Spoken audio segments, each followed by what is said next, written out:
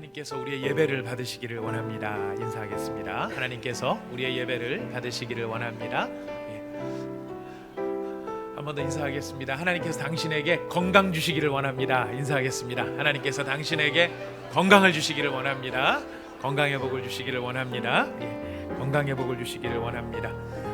우리 하나님께서 생명싸개 안에 다윗을 두셨던 것처럼 우리를 보호하시며 하나님의 선택된 모든 백성들과 이 세상을 자비와 긍휼로 인도해 주실 줄 믿습니다. 우리가 함께 계속해서 기도해 주시기를 바랍니다.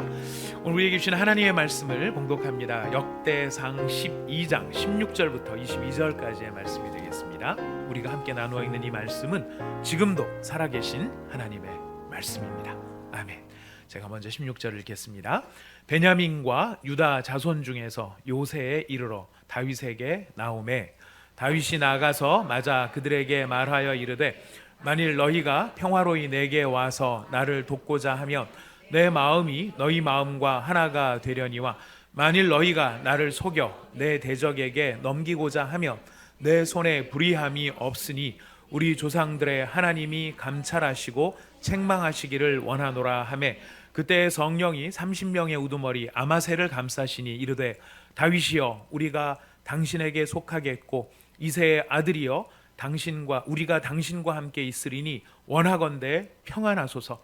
당신도 평안하고 당신을 돕는 자에게도 평안이 있을지니 이는 당신의 하나님이 당신을 도우심이니이다 한지라. 다윗이 그들을 받아들여 군대의 지휘관을 삼았더라. 다윗이 전에 블레셋 사람들과 함께 가서 사울을 치려할 때에 므낫세 지파에서 두어 사람이 다윗에게 돌아왔으나 다윗 등이 블레셋 사람들을 돕지 아니하였음은 블레셋 사람들의 방백이 서로 의논하고 보내며 이르기를 그가 그의 왕 사울에게로 돌아가리니 우리 머리가 위태할까 하노라 함이라.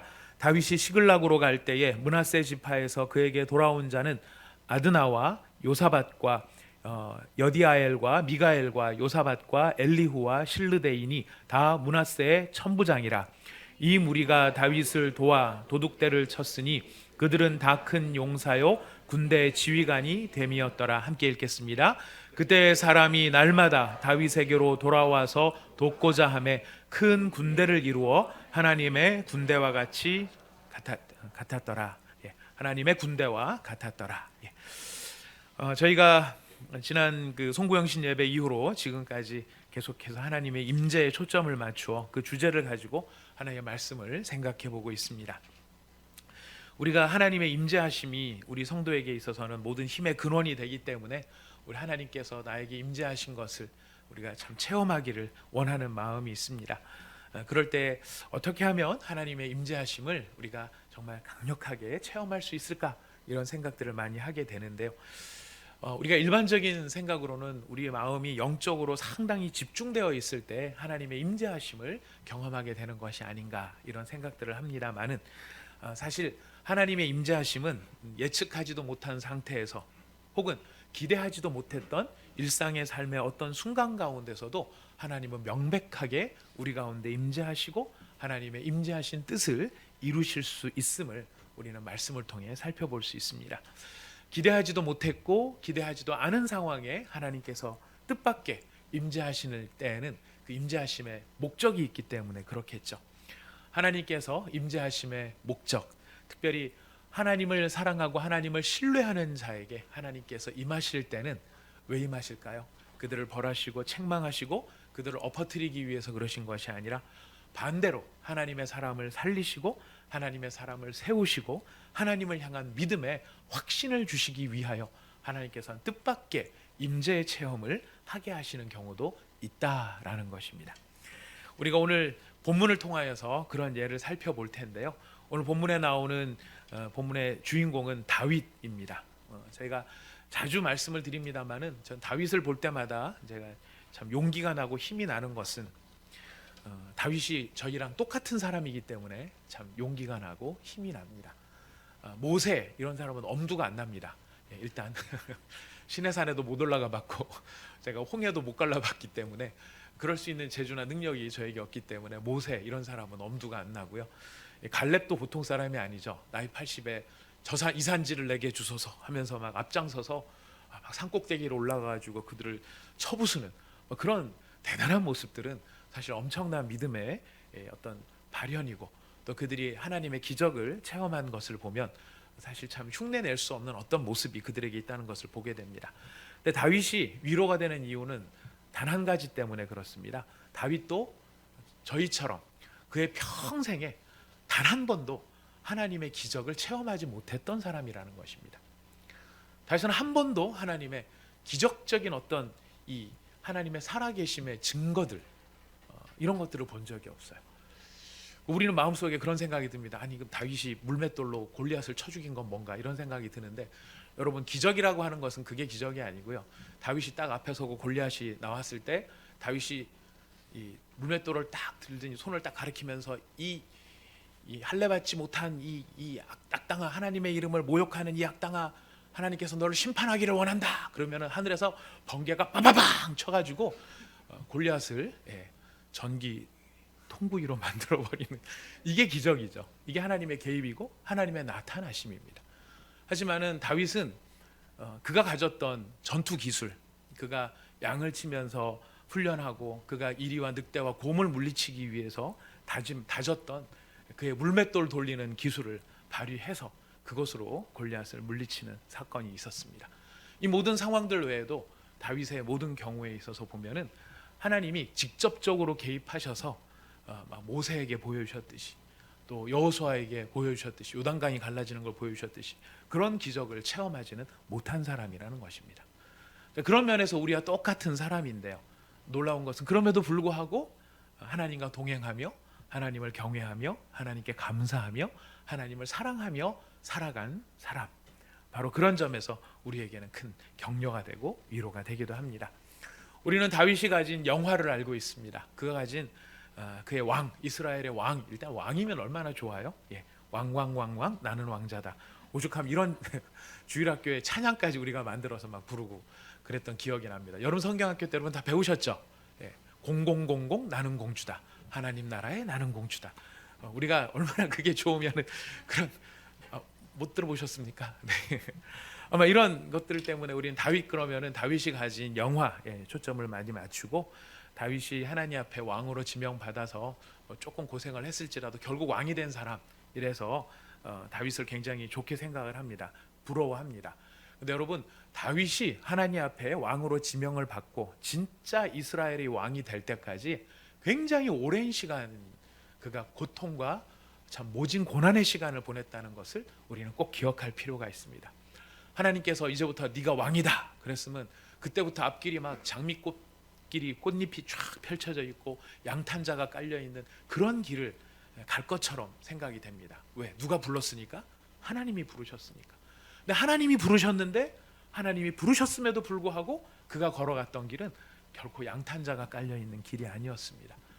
목숨을 구걸하기 위해서 심지어는 다른 나라, 이스라엘이 아닌 블레셋 나라 임금 앞에 가서 그 사람 앞에서 침을, 수염에다가, 다윗이 수염이 있었던 것 같아요. 수염에다가 침을 질질 흘리면서 미친 사람 흉내를 냅니다. 나 또라이예요. 정신병자예요. 막 여기서 뭐 질질 침을 흘리는 그런 비굴한 연극까지 하면서 목숨을 구걸해야 됐던 것이 다윗의 형편이었죠.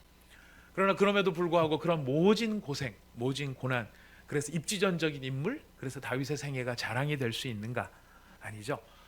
그럼에도 불구하고 다윗의 생애가 그 모진 고난을 뚫고 나왔음에도 불구하고 다윗 자신의 자랑이 될 수가 없었던 것은 보이지 아니하는 섭리 가운데에서 순간순간 다윗과 동행해 주시고, 순간순간 기적은 아닐지라도, 그게 눈에 확연하게 나타나는 무슨 요단강이 갈라지는 기적은 아닐지라도 그 하나님이 뒤에서 계속해서 이 다윗을 도와주시고 그를 인도해 주시는 하나님의 경륜이 있었기 때문에 다윗은 바로 그 삶을 살 수 있었다는 것입니다.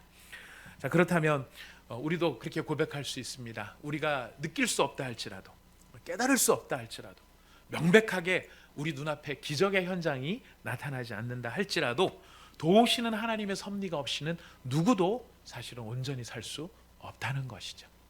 내가 열심히 노력하고 내가 열심히 최선을 다하고 내가 성실하게 살고 그래서 어떤 결과를 이룰 수 있다, 우리가 그러면서 많이 살아가지만 사실 하나님의 허락과 하나님의 섭리가 없으면 사실 우리가 수고하는 모든 수고에 열매를 맺을 수가 없게 됩니다. 안 믿는 사람도 하나님이 섭리하세요.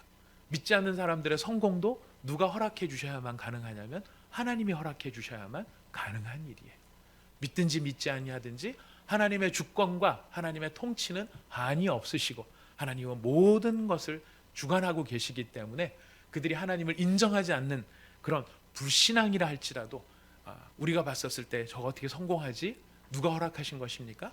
하나님께서 허락하신 일들이에요. 하나님께서 만유를 통치하시고 다스리시는, 그렇기 때문에 누구든지 하나님의 섭리가 없이는 온전히 설 수가 없다는 것을 우린 다윗의 생애를 통해 배우게 되는 것입니다. 이런 다윗의 생애의 큰 그림을 우리가 머릿속에 그리면서요, 참 고생을 많이 했구나, 하나님이 도움이 없었으면 안 될 뻔했구나, 이제 이런 것들을 우리가 생각하면서 이 오늘 본문은 바로 그런 다윗이 정말 고생을 많이 하던 시절이 있었습니다. 바로 그 험난한 시절, 하나님께서 결코 다윗을 떠난 적도 없으시고 순간순간 하나님께서 다윗을 어떻게 도우셨는지 그것을 우리가 이해해 볼 수 있는 중요한 본문입니다. 그렇기 때문에 우리가 이 본문을 잘 음미를 하면은요, 지금 내 삶의 순간에 하나님이 어떻게 개입하시고 간섭하시고 나를 도우시는지를 이해할 수 있는 하나의 영적인 창이 열릴 수 있을 것이라고 확신합니다. 다윗은 이때 단 한 명의 군사도 아쉽고 단 한 명의 동지도 아쉬운 상황이었습니다. 혈혈단신 혼자 홀몸으로 나왔다가 조금씩 이제 이 사울의 여러 상황들을 피해서 다윗과 뜻을 합하기 위한 사람들이 조금씩 모이고 있을 때였습니다. 한 명 오고 두 명 오고, 그래서 정말 한 사람이 아쉬운 바로 그때, 이 모든 상황을 지날 때에 다윗을 도왔던 사람들에 대한 기록이 지금 오늘 읽은 우리 역대상 12장에 등장을 하고 있습니다. 이거는 시간적인 순서가 아니라 이런 주제를 가지고 거기에 해당되는 사건들을 다 끌어모아 놓은 본문입니다. 다윗을 도왔던 사람들이 여러분 읽진 않았지만 12장 1절에서 7절에 보면 누가 나오냐면, 시글락이라고 하는 곳에 다윗이 숨어 있었을 때 베냐민 지파 사람들이 다윗을 일부 찾아옵니다. 베냐민 지파 사람들이 찾아왔다는 건 사실 굉장히 놀라운 일인데, 왜 그러냐면 이스라엘의 초대 왕이 누구죠? 사울이에요. 사울이 어느 지파 출신이죠? 베냐민 지파 출신이에요. 베냐민 지파는 사울을 왕을 배출한 집안인데, 그 사울 집안과의 관계가 있기 때문에라도 다윗의 편에 서기 어려운 사람이 누구냐면 베냐민 사람들이에요. 근데 그 베냐민 사람들이 지금 다윗을 찾아왔던 것이에요. 근데 이 베냐민 사람들이 어떤 사람들이냐면 이게 농사 짓는 사람이 아니라 군인들이 찾아왔는데, 이 사람들은 양손을 다 쓰는 사람이에요. 성경에 보면 나와요. 양손을 다 써서 이게 물맷돌을 던질 때 이렇게 던지는 게 아니라 이렇게 던져서 이렇게 맞추는 사람이에요. 그럼 한 번에 몇 명 쓰러뜨릴까요? 묶고 더블로 가는 거죠. 이렇게 해서 쫙 던지면 보통 이렇게 해서 하나 맞추는데 이 사람들은 둘씩 맞춰요. 이것만 할 줄 아는 게 아니라 좀 더 먼 거리에서는 활을 잘 쏘는 사람들. 그래, 원래 베냐민 사람들이 보면 사사기에 보면은 원래 이지파 사람들 주특기가 돌팔매질로 나와요. 그래서 이 사람들은 주특기가, 베냐민 지파 사람들의 이제 주특기가 일빵빵이 아니고 돌맷돌, 돌팔매질로 유명한 사람이었습니다. 자, 그 다음에 누가 나타나냐? 8절에서 15절에 보면 다윗이 아둘람 광야라고, 혹은 엔게디, 아둘람 광야 아니면 엔게디 광야에 지금 머물렀을 때였는데요. 이때는 이 엔게디나 아둘람은 유다 지파에 속한 땅이에요. 유다 지파에 속한 땅이기 때문에 이스라엘의 저 남부 지역에 해당되어지거든요. 근데 남부 지역에 지금 다윗이 숨어 있는데 누가 찾아왔냐면 갓 지파 사람이 찾아와요. 근데 갓 지파는 어디에서 살고 있는 사람이냐면 가나안 땅의 북쪽에서 살고 있는 사람. 가나안 땅 저 북쪽에 살고 있는 사람들이 지리적으로 멀리 떨어져 있는데 일부러 이 다윗을 찾아서 내려온 거예요. 함께 마음을 합하기 위해서. 근데 이 갓 지파 사람들의 특징은 뭐냐면은 성경을 읽어보시면 나오는데 얼굴이 사자와 같았다라고 되어 있어요. 얼굴이 사자 같았으니까 귀엽고 온순했을까요? 험악한 사람들이죠. 인상만으로 벌써 이렇게 싸우려는 사람들을 압도할 만한 이 갓 지파 사람들이 굉장히 이 근접전, 백병전에 아주 유능했던 사람들입니다.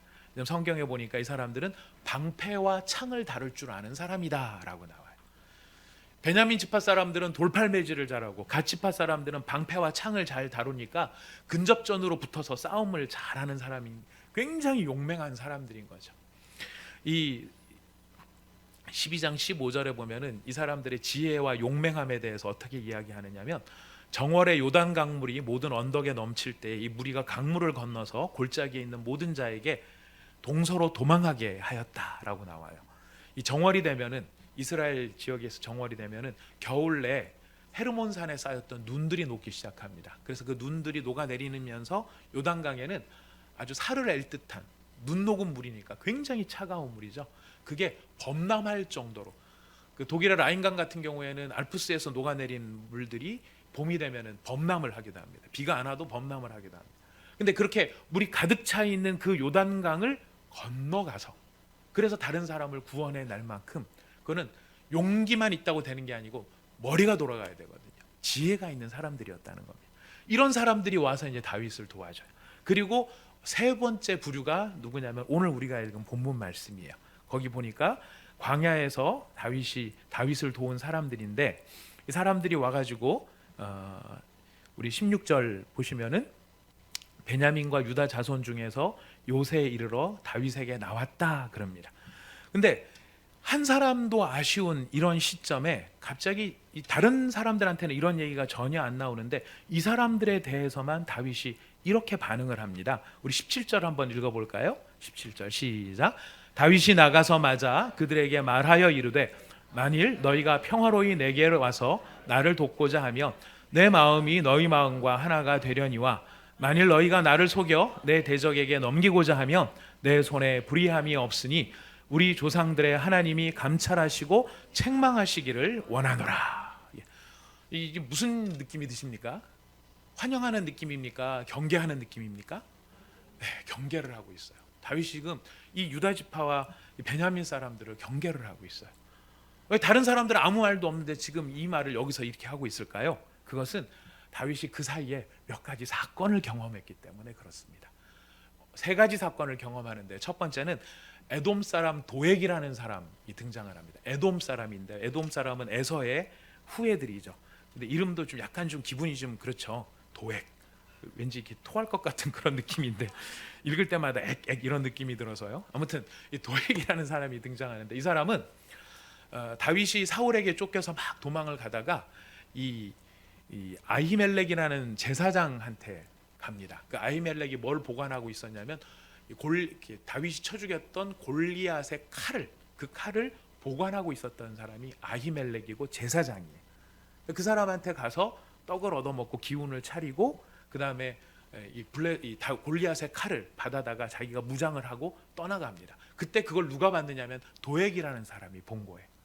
근데 사울이 이제 신하들을 다 모아놓고 다윗이 도망가고 나를 언제 쳐 죽일지 모르는데 아무도 나한테 관심이 없다, 이 나쁜 놈들아, 이렇게 얘기를 하고 있을 때 도액이 손을 들고 이야기합니다. 사실 제가 봤는데요, 이 아히멜렉이 다윗을 도와줬어요.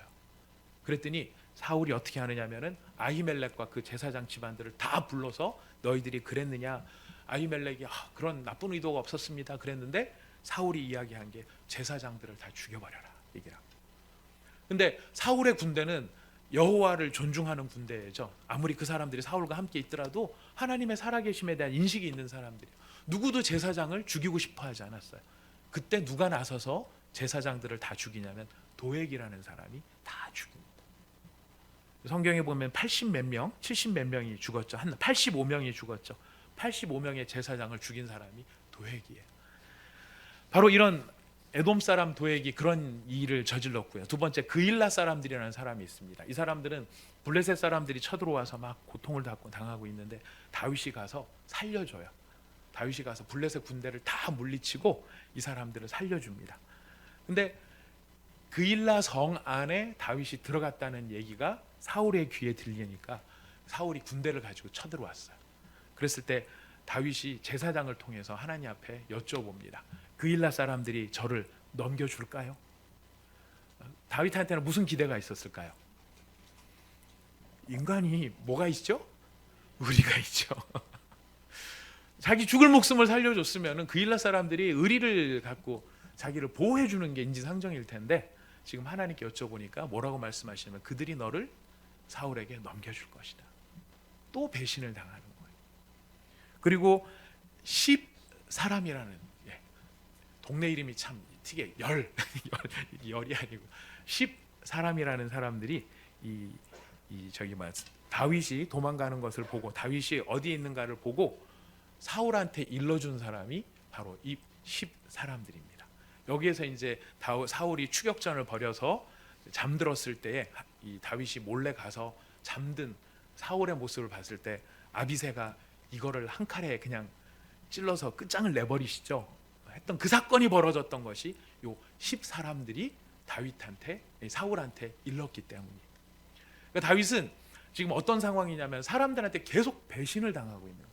배반을 당하고 있는 거예요. 그러니 내가 도와준 사람들조차도 나를 이렇게 배신하니 내가 어디를 가야 쉴 수 있고 누구를 믿어야 되는지를 지금 다윗은 정말 알 수 없는 혼돈 가운데 빠져 있었다는 것입니다.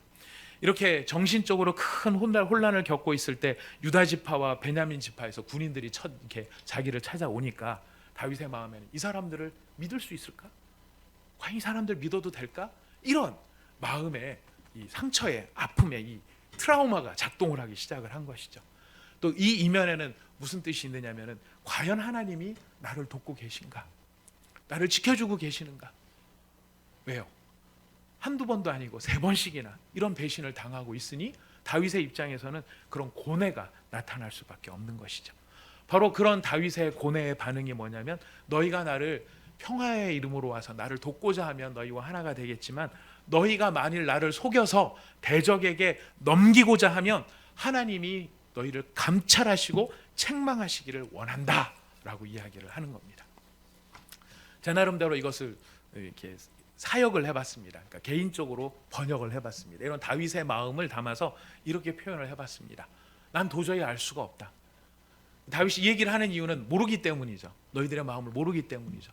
난 도저히 마음을 너희 알 수가 없다. 너희들의 마음이 보이지 않는다. 어떻게 판단해야 될지도 모르겠다. 그리고 지금 하나님의 뜻을 알 수도 없다. 왜 그렇게 봤냐면 지금 명확하게 하나님의 뜻을 깨달았다면 미래의 하나님께 맡기지 않았겠죠. 지금 명확하게 다윗이 이 사람들을 받아들이고 이 사람들이 순전하다는 걸 알았다면 미래의 하나님께 감찰하시고 책망해 주십시오 이렇게 할 필요가 아예 없는 거예요. 김은 기고 아니면 아니고 아니면 돌려보내고 김은 받아들이면 되는 건데 다윗이 미래의 하나님께 너희들의 중심 보고 하나님께 너희를 만약에 너희들이 나를 팔아넘길 것 같으면 하나님이 너희에게 벌 주실 거야 이렇게 말한다는 이야기 자체가 무엇입니까? 나 잘 모르겠다라는, 나 잘 모르겠다, 나 잘 모르겠으니 하나님 정말 도와주십시오 이런 마음이 이 다윗의 언어 가운데 담겨 있는 것입니다. 이런 다윗의 고뇌에 가득 찬, 근심 걱정에 가득 찬, 상처에 가득 찬 이 다윗의 말에 대한 아마새의 응답이 참으로 경이롭습니다. 우리 18절 말씀을 같이 읽어보겠습니다. 이 아마새라는 사람이 대표로 이 다윗의 이야기에 대해서 대답합니다. 함께 읽겠습니다. 그때 성령이 30명의 우두머리 감싸시니 이르되 다윗이여 우리가 당신에게 속하겠고 이새의 아들이여 우리가 당신과 함께 있으리니 원하건대 평안하소서. 당신도 평안하고 당신을 돕는 자에게도 평안이 있을지니 이는 당신의 하나님이 당신을 도심이니이다 한지라. 다윗이 그들을 받아들여 군대 지휘관을 삼았더라. 아마새가 이런 말을 합니다. 우리가 당신에게 속하겠고. 영어 성경이 훨씬 뉘앙스가 팍 살아납니다. 3글자밖에 3단어밖에 안 돼요. We are yours. We are yours. 무슨 뜻이에요? 우리는 당신 거예요. 당신에게 속하겠고 이런 말은 우리한테는 이게 약간 좀 뉘앙스가 강력하게 안 삽니다만 영어 성경으로 아주 강력합니다. 우리는 당신 겁니다. 우리는 당신 겁니다. 그리고 또 뭐라고 얘기합니까? 우리가 당신과 함께 있을 것입니다. 당신이 평안을 물어보십니까? 평안입니다. 당신에게 평화가 있기를 바랍니다. 뿐만 아니라 당신과 함께하는 사람, 당신을 돕는 사람들에게도 평안이 있기를 원합니다. 왜? 당신이 평안하니까 당신을 돕는 사람도 함께 평안할 수 있습니다. 근데 당신이 평안할 수 있는 이유가 어디에 있다고 얘기하죠? 왜냐하면 당신의 하나님이 당신을 돕고 계시기 때문입니다. 이 아마새가 다윗을 위로하고 있어요. 아마새가 다윗에게 뭐를 견고하게 하고 있느냐면 하나님을 향한 믿음을 견고하게 하고 있다는 거예요. 어떻게 해요? 당신의 하나님이 당신을 돕고 계십니다. 이 이야기를 왜 들어야 될까요? 지금 다윗이 갖고 있는 궁금증이 그거예요. 하나님이 나를 지금 돕고 계실까? 아마새의 입을 통해서 하나님께서 이야기하시는 거죠. 너의 하나님이 너를 돕고 계신다. 근데 아마새가 이 말을 어떻게 합니까? 오늘 포인트는 여기에 있습니다. 굉장히 중요한 말씀인데요. 아마새가 이렇게 말하게 되는 어떤 이유, 과정, 어떤 방법, 핵심이 무엇이냐면 성령이 아마새를 감싸셨다라는 거예요. 성령이 아마새를 감싸셨다라고 하는 말은 라비쉬라고 하는 말인데요. 옷을 입히다라는 뜻이에요. 성령께서 이 아마새에게 옷을 입히지 성령이 그를 이렇게 입혀주신 거예요. 성령이 그에게 임하셔서 그걸 이제 다른 때에는 감동했다라고도 번역을 하기도 합니다만은 이 라바시라는 말이 언제 등장하냐면 하나님께서 아담과 하와한테 가죽 옷을 입히셨을 때 이 라바시라는 말을 씁니다.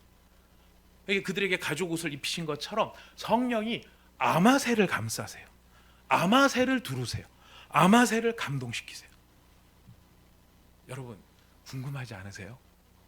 좀 의문이 들지 않으세요? 전 사실 이 본문 읽다가 되게 의문이 들었어요. 왜 의문이 들었냐면 왜 다윗을 감싸지 않고 아마새를 감쌌을까? 도움이 지금 필요한 사람이 누구예요? 우리 같으면 지금 성령이 누구를 감싸셔야 돼요? 다윗을 확 감싸셔서 다윗의 마음에 뭔가 확 확신을 주셔야 될 것 같은데 오늘 본문을 읽어보니까 희한하게도 특이하게도 다윗을 감싸신 게 아니라 새가 좀 특이한 새입니다. 아마로 되어 있는 다윗을 감싸지 않고 아마새를 감동시키신 이유, 저는 여기에 참 하나님의 경이로움이 있음을 깨닫게 됩니다. 오늘 성경은 이 말씀을 통해서 우리에게 이렇게 선포를 하고 계십니다. 우리를 도우시는 하나님은요, 우리에게 직접적인 감동을 주실 때도 있지만 우리가 외롭지 않다는 것, 우리가 홀로 있지 않다는 것을 확인시켜 주시기 위해서 우리의 주변 사람들에게 성령의 감동을 주셔서 나를 도와주시기도 하신다라는 것. 많은 경우에 우리는 내가 직접 성령의 충만함을 받아서 내 안에서 확신이 확 일어나는 그런 성령의 일하심을 생각하기도 하지만 우리 하나님의 일하심은 정말 경이로운 것이 내가 힘들고 내가 어려울 때 내 주변에 다른 사람에게 성령의 충만함을 더하셔서 나를 위로케 하심으로 보이지 아니하는 하나님이 함께 하신다라고 하는 건 보이지 않지만은 눈에 보이는 사람들, 눈에 보이는 누군가를 통해 너 혼자 아니야, 너 외롭지 않아, 누군가가 너를 지키고 있고 너를 붙잡아주고 있어 라고 하는 것을 깨닫게 해주신다라는 거예요. 이 이야기는요, 달리 표현하면 나라고 하는 사람, 나라고 하는 주어를 가지고 생각을 해보면 성령이 때때로 우리를 감싸실 때가 있어요. 여러분 기도하다 보면 그런 감동, 또 혹시 일단 뭘 하다 보면 그런 감동이 있을 때가 있어요. 근데 여러분 지금 보시면 아시겠지만 희한한 게 기도하다가 감동을 받은 게 아니에요. 대화를 하다가 감동을 받은 거예요. 성령의 임재하심이 이렇게 다채롭다는 것이 저 너무나 흥미로워요. 어디 산꼭대기 올라가서 막 소나무 뿌리를 뽑고 있을 때 성령님께서 우리를 감싸시기도 하지만 꼭 그때에만 성령이 감싸시는 게 아니라 이렇게 그냥 이야기를 하고 있을 때에도 성령은 얼마든지 우리 가운데 일하실 수 있다라는 겁니다. 근데 그렇게 우리를 감동시키실 때 그 감동을 가지고 무슨 일을 하시느냐, 감동시키시는 목적이 어디 계시느냐, 나 자신을 위해서가 아니라 나를 통해 다른 누군가를 돕고 세우고 살리기 위해서 성령께서 우리를 통해 일하실 수도 있고 우리 가운데 임재하시기도 한다는 거예요. 그래서 우리가 하나님의 임재의 터전이 될 수 있는 거예요. 그리고 우리는 하나님의 거룩한 성전이라고까지 이야기를 하고 있는 것입니다. 여러분, 우리가 나 자신의 성령 충만, 나 자신의 성령 감동, 성령께서 나를 안아주시는 그 일을 많이 구해요. 필요합니다. 이런 도우심이 우리한테 너무 필요할 때가 있습니다. 근데 여러분, 나 자신을 위해서만이 아니라 다른 사람을 세우고 다른 사람을 돕고 다른 사람을 살리기 위해 성령께서 감동시켜 주시기를 기도하는 것, 여러분, 더 얼마나 아름다운 일이겠습니까? 하나님, 목사 사역, 목회 사역 잘하기를 원합니다. 제가 멋진 사역하면서 막 죽은 사람까지는 안 바라고 아픈 사람 고치고, 뭐 불치병까지도 안 바래요. 뭐 두통이 막 심한데 이렇게 기도라도 해주면 두통이 싹 사라졌다. 그 정도만 해도 얼마나 큰 위로가 되겠어요. 그래서 결국 누구 이름 내려고, 제 이름 내려고 하면 그건 욕망이겠죠. 하지만 정말로 저 사람이 일어날 수만 있다면, 저 사람이 힘을 얻을 수만 있다면, 다시 용기를 얻을 수 있다면, 다시 믿음 앞에 바로 설 수만 있다면, 하나님 저에게 성령의 충만을 허락하셔서 저를 세우는 사람이 되게 하여 주십시오. 우리는 많은 경우에 나를 세워달라고 다 그러죠. 나 좀 세워봐, 나 좀 세워봐, 나 좀 세워줘, 나 좀 세워줘, 나 좀 살려줘, 이런 얘기를 할지 모르겠지만, 오늘 아마새를 통해서 나타나는 성령의 충만하심의 역사를 보면, 성령의 충만하심은 그로 말미암아 다른 사람, 누구까지도, 믿음의 사람이란 다윗조차도 이런 누군가의 도움이 필요한 사람이었다는 것, 다윗조차도 누군가의 위로와 격려가 필요한 사람이었다는 것을 우리에게 알려주고 있는 것입니다. 자, 그러면 또 궁금한 점이 생겼어요. 아마새에게 이렇게 해서 하셨는데, 그렇게 말씀하신 이유, 두 번째 이유가 무엇일까? 그건 뭐냐면, 다윗이 지금 누구 때문에 상처를 받았습니까? 아까 말씀드렸죠. 3번의 배신이 있었다고 했습니다. 다 누구한테 배신당한 거예요? 사람한테 배신당한 거예요. 기대했던 사람한테 배신당한 거예요. 믿었던 사람들한테 최소한 내가 뭐 이게 이해관계가 없다 할지라도 나한테, 우리 마음에 그런 거 있잖아요. 떡이라도 하나 얻어먹었으면 지가 나가서 좋은 말 해줘야 돼요, 나쁜 말 해줘야 돼요. 여러분은 천사와 같으신 분들이십니다. 뭐 떡을 나눠줄 때 아무 기대감 없이 막 나눠주시고, 우리 사람은 인제상제는 그게 아니죠. 나하고 뭐 차라도 한 잔 마셨으면 이 사람이 지가 뭐 인두껍을 쓰고 있으면, 사람의 얼굴을 하고 있으면 최소한 우리가 이렇게 나눴으면 나한테 이렇게 좋은 이야기들은 해야지라는 기대감이 있는데, 막 들려오는 이야기들이 흉흉한 소식만 들어와요. 걔 못생겼대, 걔 키만 크대, 막 이런 얘기만 막 들려와요. 이런 얘기가 들려오면 마음에 기쁠까요, 좋을까요? 기쁘든지 좋든지 둘 중에 하나겠죠. 아우 너무 기뻐, 아우 너무 좋아, 이럴 수 있겠죠. 우리는 다 사람 때문에 상처받을 수 있어요. 근데 하나님께서 다윗을 감동시키지 않고 아마새를 성령이 감싸 안으시고 그를 감동시켜서 아마새 입을 통해 이야기를 하신 이유는, 사람한테 받은 상처, 사람 때문에 당한 배신의 상처, 누구를 통해 위로하게 하시는 겁니까? 사람을 통해 위로하게 하시더라는 거예요. 다 그런 게 아니다라는 거죠. 다 그런 게 아니다라는 거죠. 근데 다윗이 위로를 받는데 누구를 통해 위로를 받습니까? 사람을 통해 위로를 받지만 그냥 사람이 아니에요. 성령의 충만하심을, 성령이 감싸 주신 사람, 성령의 감동하심이 있는 사람을 통해 위로를 받는다는 것입니다. 이거 굉장히 중요한 이야기입니다. 왜냐하면 여러분들, 그 배신으로 따지면은 우리가 가장 큰 배신에 대한 이야기를 서로 나눌 수 있는 게 이제 배우자나 부모 자식의 이야기들이에요. 내가 이렇게 당신한테 이 정도 했는데 당신이 나를 어떻게 배신할 수 있어? 이런 것이 우리한테 마음에 있고, 또 내가 이런 상처가 있는데 다른 사람은 몰라도 당신이 나를 위로해줘야지 하는 이런 사람에 대한 기대감이 있습니다. 근데 여러분, 그 사람이 위로를 해줄 수도 있고 못 해줄 수도 있어요. 그 사람은요. 보통 때는 한 90%는 못합니다. 언제 위로를 해줄 수 있을까요? 맞아요. 그 사람이 성령의 감싸심을 입었을 때 위로가 되는 거예요. 우리가 사람한테서 위로를 구한다 할지라도요, 위로를 기대했던 사람한테 오히려 상처를 더 받는 거 아시죠? 어떤 사람한테서 우리가 위로를 받게 되느냐면, 성령의 감동이 있는 사람, 성령이 감싸시는 사람을 통해 우리는 위로를 받을 수 있다는 것입니다. 그 이야기는 달리 말하면, 우리가 누군가를 돕기를 원한다면 우리가 어떻게 해야 된다는 걸까요? 성령의 감싸심을 받아야 해요. 성령의 감동이 있어야 돼요. 우리는 좋은 의도로 뭐를 하지만 그 좋은 의도가 항상 좋은 결과로 나타나는 게 아니에요. 왜냐하면 우리는 좋은 의도로 얘기를 시작했다가 어떻습니까? 당신을 위로해 줄게, 당신을 격려해 줄게 뭐 이러면서 좋은 의도로 시작했는데 끝은 어떻게 끝날 때가 간혹 있습니까? 대판 싸우고 끝날 때가 있죠. 내가 위로를 해주려고 했는데 내 의도를 무시하고 저 인간이 왜 말을 그딴 식으로 하는 거야? 왜 눈을 그딴 식으로 뜨는 거야? 왜 도대체 다른 건 다 잊어먹는데 흘러간 과거는 못 잊고 있는 거야? 뭐 이러면서 막 우리는 좋은 의도로 시작했던 거를 다 뒤집어 엎어버려요. 우리한테는 의도는 있지만 능력이 없기 때문입니다. 오늘 이 본문을 통해서 우리에게 분명히 선포하시는 하나님의 말씀 우리 듣기를 원합니다. 우리가 누군가를 위로하기를 원한다면 우리가 무엇을 입어야 될까요? 성령의 감동. 우리가 누군가에게 위로를 얻기를 원한다면은 우리가 어떤 사람을 통해서 위로받을 수 있습니까? 성령의 감동하심 있는 사람을 통해 위로받을 수 있다라는 것이. 성령은 살리시는 영입니다. 성령은 세우시는 영입니다.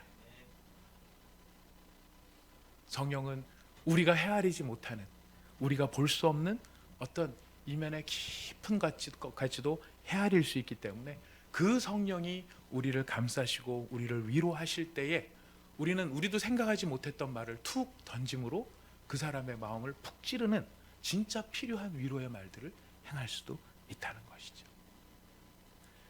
그래서 우리가 무엇에 충만을 사모할까요? 성령 충만을 사모하는 것입니다. 성령의 충만을 사모하는 것입니다. 여러분, 보이지 아니하는 것의 무서움을 알고 계시죠?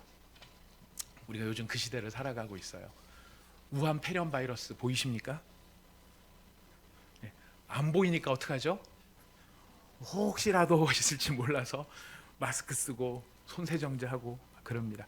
오늘 아침에 나올 때 보니까 아침 9시에 현재 통계가 이래요. 중국 내에 확진 환자가 36,833명, 돌아가신 분이 808명이에요. 808명. 국내에서는 의심 환자가 2,073명이에요.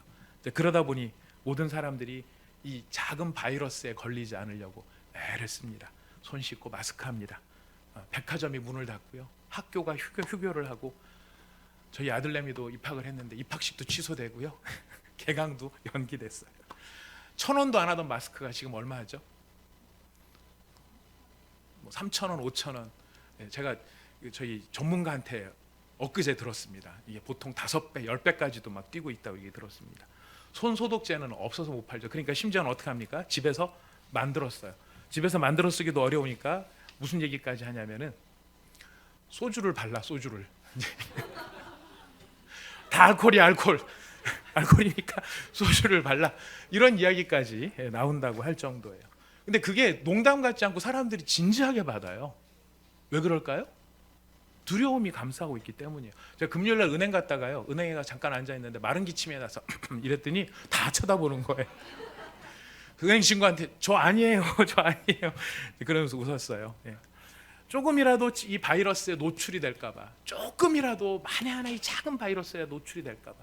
근데 이 바이러스가 보이지 않는데 이 바이러스가 우리 몸 안에 들어오게 되면은 그게 미치는 영향력이 어마어마한 거죠. 목숨을 앗아가요. 우리가 육체의 바이러스에 대해서는 이렇게 예민하게 생각을 해서 조금이라도 문제가 될 만한 건 아예 안 만들려고 생각을 하는데요. 여러분, 그거보다 훨씬 심각한 영향력이 있는 문제가 있다는 거 알고 계시죠? 눈에 보이지 않지만 우리의 영혼을 죽이는 것이 있어요. 그게 무엇입니까? 죄예요. 저는 이번 이 폐렴의 이 상황들을 이렇게 목격을 하며 묵상을 하며 제 자신의 마음도 살펴보고 사람들의 모습도 살펴보는데요. 야, 죽을까봐, 혹시 죽을까봐 이렇게까지 조심을 하는데 우리의 영혼을 죽이는 그 문제에 대해서는 얼마만큼 경각심을 가지고 있을까? 각성을 하고 있을까? 조금이라도 안 닿으려고 마스크하고 손을 닦고 있는데 우리는 그 죄 가운데 들어가지 않으려고 얼마만큼의 경각심을 가지고 조심하고 있을까? 아주 작은 죄가요, 우리의 영혼을 망가뜨리고 우리의 영혼을 깨트려요. 근데 여러분, 놀랍게도 더 놀라운 게 있어요. 아주 작은 죄가 우리를 무너뜨릴 수 있지만은요, 아주 작은 성령의 영향력이 우리를 살리실 수도 있다라는 거예요. 우리의 소망이 있는 것. 우리는 죄에 대한 절망만이 있는 게 아니라 하나님을 향한 소망을 가지고 사는 사람들이에요. 왜? 오늘 보셨잖아요. 다윗이 그 마음이 절망하고 있을 때 하나님께서 아마새를 감싸심으로 무너져버린 다윗의 마음을 일으키시고 무너진 다윗의 믿음을 견고하게 하시는 것처럼 성령의 작은 은혜만이라도 우리 가운데 임하실 때에 우리 성령은 우리를 살리시고 세우시고 일으키신다는 것입니다. 우리 오늘 이 자리에 예배드리는 사랑하는 믿음의 형제자매 여러분께서 바로 이런 성령에 사로잡힌 하나님의 믿음의 사람들이 다 되시기를 축복합니다. 그래서 우리가 서로가 서로에게 살리는 사람, 살려주는 사람, 세우는 사람, 정말 좋잖아요. 근데 그게 누구 힘으로 안 된다고요? 기억하셔야 됩니다. 내 힘으로 안 되는 거예요. 성령에 충만해서 한번 해보자 해갖고 주여 도와주시옵소서. 그래서 한번 기도 딱 하고 가갖고 여보 이렇게 얘기한다고 여보도 안 변하고 나도 안 변해요. 그렇게 쉽게 안 돼요. 그게 쉬운 이야기가 아니에요. 하지만 성령께서 우리 가운데 임재해 계시고 그 성령님께 나를 온전히 맡겨드리는 우리의 의지의 결단과 각오와 뜻이 있을 때 성령은 이 아마새를 통하여서 다윗을 살려내듯이 바로 우리를 통해서 우리의 주변에 있는 사람들을 살려낼 것이고 또 내가 의기소침해 있을 때 성령의 충만한 누군가를 통해 나를 살리신다는 것을 우리가 기억하기를 원합니다. 여러분, 하나님은 하나님을 믿고 신뢰하는 사람들을 살리기를 기뻐하시는 분이십니다. 우리 하나님은요, 우리 하나님을 끝까지 믿고 하나님을 끝까지 신뢰하는 사람을 절대로 외면하지 아니하십니다. 반드시 그를 기억하시고 그의 기도를 기억하시고 그에게 응답하시는 생명의 원천이 되어 주십니다. 우리가 그 하나님을 믿는 믿음을 견고하게 함으로 우리의 삶 속에서 우리를 통해 역사하시는 하나님의 아름다운 열매들을 저와 여러분이 풍성히 경험하는 저희 모두가 되실 수 있기를 부탁드리겠습니다.